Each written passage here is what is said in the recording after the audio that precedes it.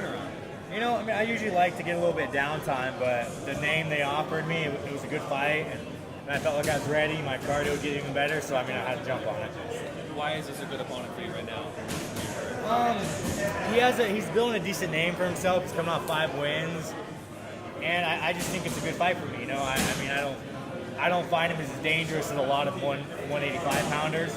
So I mean, like I said, if I were to pick a fight, he'd be a fight I'd pick.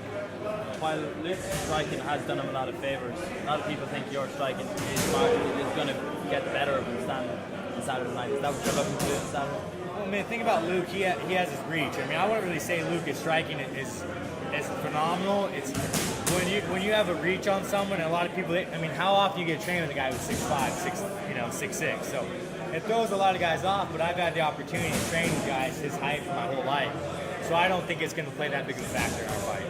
This is the first time that you're fighting outside of the US. So can you just talk about how much this has impacted your camp and what you've done to prepare to fight in Europe for the first time?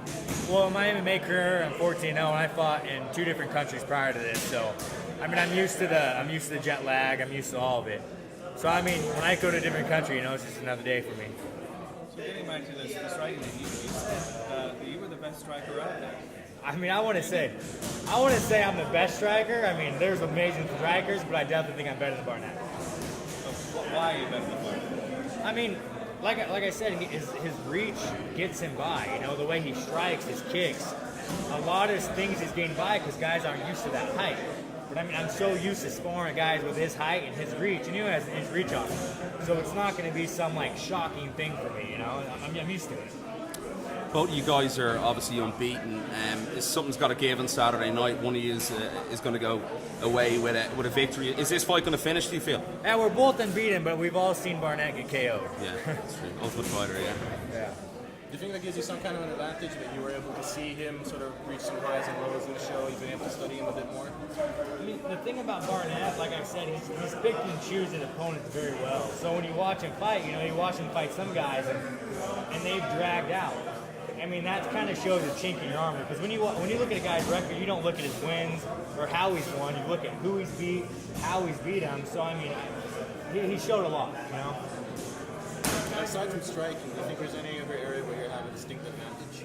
I'm definitely my ground. Like originally I was a ground guy, you know. I mean, I just started learning striking later on in the game, but I mean, he has a decent clinch with nice knees, but as long as I can just, you know, avoid the knees and maybe a weird little goofy head kick every now and then, it should be fine. This is quite a quick turnaround for you and for Luke. You both fought in March. Is that something that you'd like to do more often, is fight more regularly in the UFC? You know, man, I mean, when you're a fighter, you're always on like a strict diet.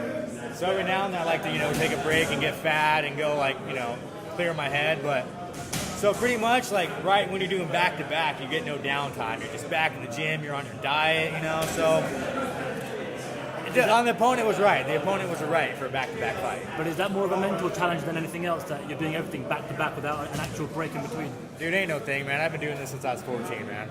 I'm used to it all. Thanks, guys.